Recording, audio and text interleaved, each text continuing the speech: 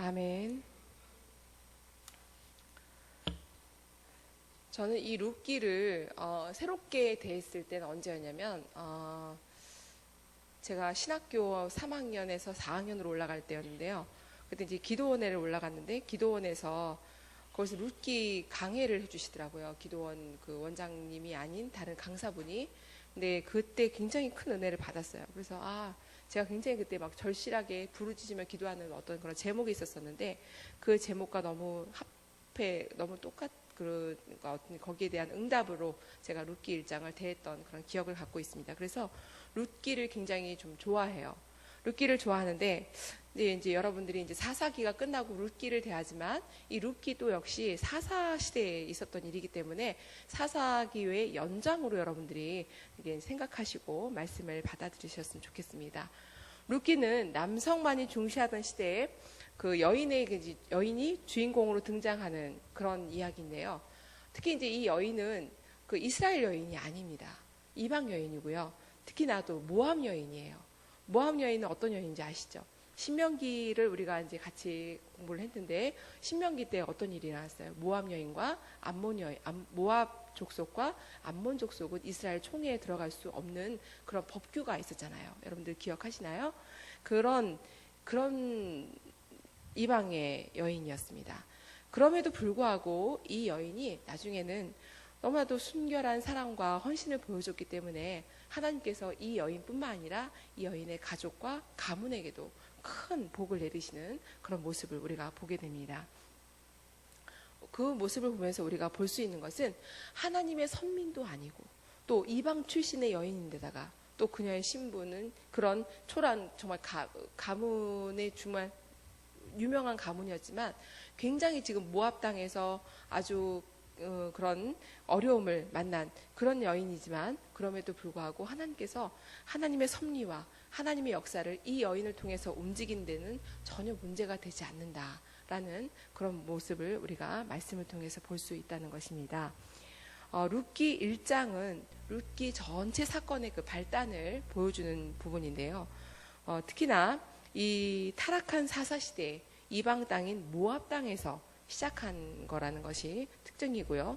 또 하나는 베들레헴 출신인 엘리멜렉이 너무나도 그 힘든 그 기근을 피해서 이방 땅의 모압에 갔지만 간지 얼마 되지 않아서 엘리멜렉도 죽고 또 엘리멜렉의 두 아들 정말 모압 땅에서 모압 여인과 결혼도 시켰는데 잘 살게 될 줄 알았지만 모두 거기서 다 죽고 마는 그런 불상사가 일어납니다. 그런 가운데서 룻은 자기의 며느리들과 함께 자기가 살았던 그 베들레헴이 다시 정말 살기 좋게 됐다는 그런 소문을 듣고 이제 그 땅으로 다시 가려고 하는 그런 와중에 두 과부를 보니까 정말 얘네들은 거기 가봤자 자기네 땅도 아니고 또 남편들도 다 죽었는데 이들을 내가 데리고 갈 필요가 없겠다라는 그 결론을 내리고 너희들은 너희가 살던 곳으로 가라, 친정집으로 가라라는 그런 이제 얘기를 하죠. 이제 그런 가운데에서 이 사건의 배경이 이제 시작되었는데, 그렇다면 이제 이런 가운데에서 이 두 며느리가 안 가겠다고 하지만 결국은 오르바는 집으로 가게 되었고요. 룻만 어머니를 따라가겠다고 합니다. 이때 이제 우리가 볼 수 있는 것은 이스라엘 흉년에 대해서 우리가 생각해 볼 수가 있습니다. 이스라엘 흉년이 들었을 때 그 흉년이라는 것은 그냥 이렇게 흉년이 내린 게 아니에요. 흉년이라는 것은 하나님께서 내리는 재앙이잖아요. 그렇죠? 그럼 하나님께서 왜 이런 재앙을 내리셨는가를 좀 생각을 해보아야 할 필요가 있다는 것입니다. 그것도 하나님께서 내리신 징벌이었습니다. 말을 듣지 않으니까 하나님께서 내린 징벌이었는데 그렇다면 이 징벌을 피해 갈 것인가 아니면 직면할 것인가 우리가 여기에 대해서 생각해 볼 필요가 있다는 것입니다. 이런 징벌에 대해서는 피할 문제가 아니라 직면해야 된다는 것입니다. 그럼에도 불구하고 엘리멜렉 가족은 하나님께서 주신 기업, 하나님께서 주신 그 약속의 땅을 저버리고 직면하지 못하고 피했다는 것입니다. 거기에 우리는 문제점이 있다는 것을 발견할 필요가 있다는 것이죠. 여러분, 우리의 삶에도 그렇습니다. 우리의 문제가 있을 때가 있고요. 또는 하나님께서 우리를 테스트하시기 위해서 시험을 주실 때가 있다는 것입니다. 고통을 주시거나 시련을 주시거나 절망을 주실 때 우리는 그걸 피할 필요가 없습니다. 직면해야 된다는 것입니다. 다소 불편하고 힘들고 어렵지만 그것을 직면해야 되지 그것을 피할 문제가 아니라는 것을 오늘 말씀을 통해서 주십니다.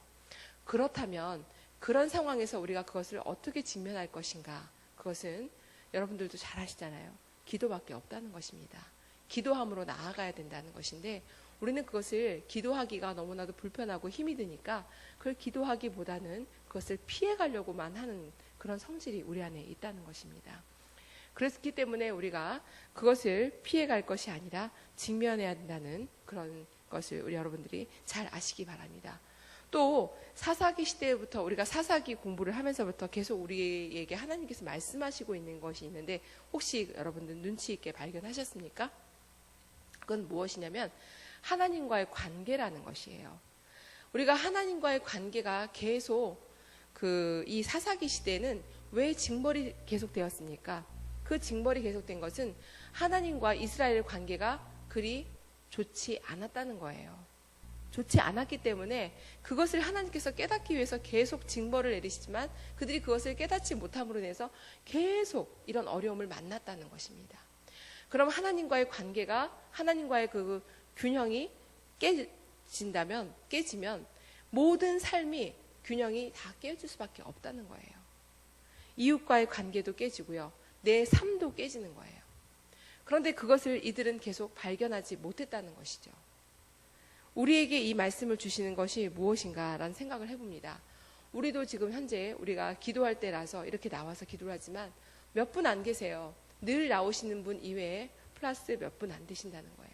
우리는 하나님과의 관계가 흐트러지면 이웃과의 관계, 내 삶도 이 모든 것들이 다 무너진다는 것을 여러분들이 기억하셨으면 좋겠습니다. 그리고 그것을 놓고 우리가 무엇을 해야 되느냐? 기도하며 나아가야 된다는 것입니다.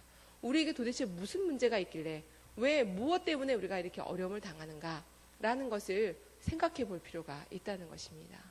그것은 하나님과의 관계에 균형이 깨어졌다는 것을 여러분들이 기억하시고 그것을 회복하기 위해서 우리가 어떻게 해야 되는가, 무엇을 어떻게 하고 나아가야 되는가 여러분들이 그것을 기억하시고 끊임없이 하나님 앞에 질문해야 돼요.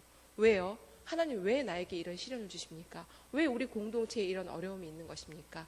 공동체는요. 공동체에 어려움이 발생하면 지체들까지도 어려움이 발생합니다. 제가 목사님이 이런 개인적인 얘기를 해도 되는지 모르지만 목사님이 사임하시는 그런 시점에서부터 계속 듣는 이야기가 있습니다. 성도님들이 저한테 계속 와서 얘기를 해요. 너무 힘들다고. 자기네 삶들이 힘들다는 거예요. 자신의 삶들이 힘들다는 것은 이유가 하나밖에 없어요. 우리는 교회 공동체의 지체들이기 때문에 그렇습니다. 그런데 그 공동체의 지체인데 그 공동체가 자꾸 와해가 되고 어려움이 생기니까 발생하니까 지체들의 삶도 어렵게 되는 거고 어려움이 발생하고 또 뭐 육신도 아프고 이런 일들이 자꾸 발생하는 것입니다. 근데 여러분들이 그것을 깨달아 알았으면 좋겠는데 그걸 잘 모른다는 거예요. 그것이 왜 그런지를 모르는 거예요. 그것은 여러분 교회 공동체에 우리가 한 지체이기 때문에 그렇다는 것입니다. 그렇다면 우리가 해야 될 것은 기도해야 되면서 기도하면서 하나님과의 관계를 회복하고 그 신뢰를 회복하며 나아가는 길밖에 없다는 것을 여러분들이 기억하시기 바랍니다. 그래서 하나님과의 관계를 회복하면서 또 우리가 우리의 공동체의 문제도 해결하면서 내 삶의 문제도 해결하면서 나아가시는 저와 여러분들 되시기를 바랍니다. 또 있습니다. 룻이 이르되 내게 어머니를 떠나며 어머니를 따르지 말고 돌아가라. 강권하지 마옵소서. 어머니께서는 가시는 곳에 나도 가고 어머니께서 머무시는 곳에서 나도 머물겠나이다. 어머니의 백성이 나의 백성이 되고 어머니의 하나님이 나의 하나님이 되시리니. 이런 말씀을 통해서 고백하고 있는데 이 고백은 굉장한 고백입니다. 여기서 이제 우리는 개역 개정이지만 개역 한글에서는 어머니가 어머니를 머무는 곳에 나도 머물겠다고 하잖아요. 이 머문다는 것이 개역 한글에서는 유숙한다고 나와 있습니다. 유숙한다는 것은 어딘가 이렇게 그 길거리에서도 자게 된다면 나는 그 길거리에서도 자겠다라는 어떤 그런 큰 고백을 하는 것이죠. 얼마나 무서운 이야기입니까? 여기는 사실은 가다 보면 길이 얼마나 험하고 무서운 곳이에요. 그럼에도 불구하고 그 어머니를 따라서 본인은 어떤 아무것도 보이지 않지만 아무것도 자신의 미래도 어떤 미래가 펼쳐질지 아무것도 몰라요. 그럼에도 불구하고 이 여인 룻은 어머니를 따라가겠다는 것은 굉장한 신앙의 고백이고 결단이라는 것입니다. 이 그 유명한 고백을 통해서 우리가 배워야 할 것은 우리에게도 우리 미래가 보이지 않잖아요. 그렇죠? 보입니까? 하나님이 보이십니까? 아무것도 알 수가 없어요. 아무것도 보이지 않지만 그 미래를 보이지 않지만 그 하나님에 대한 하나님 한 분만으로 우리는 족합니다. 그 한 분 때문에 저희는 힘이 있게 살아갈 수 있습니다. 하나님 때문에 우리에게 정말 그런 주실 그 미래를 저는 믿고 따라가며 의지하며 가겠습니다. 라는 그런 결단과 고백이 우리 안에 있지 않다면 우리는 여기 살아갈 필요가 없고 살아갈 힘도 우리는 만날 수가 없다는 것입니다. 그런 능력과 힘은 하나님 한 분밖에 없습니다. 우리가 그것을 의지하지 않고 나간다면 아무런 힘도 우리에게서 나올 수가 없고 또 우리가 그런 살아갈 어떤 그런 필요도 없다는 것입니다. 그것을 여러분들이 기억하시고 이 여인의 고백처럼 그 하나님 한 분 때문에 그 하나님 한 분만으로 우리가 이 인생이 정말 살아갈 이유가 있고 살아갈 필요가 있고 살아갈 그런 힘이 있고 미래가 있다는 것을 소망이 있다는 것을 여러분들이 기억하시고 오늘 하루도 그 하나님 한 분만으로 힘을 내어서 살아가는 그런 하루가 될 수 있도록 저와 여러분들이 되시기를 간절히 기도합니다. 기도하시겠습니다.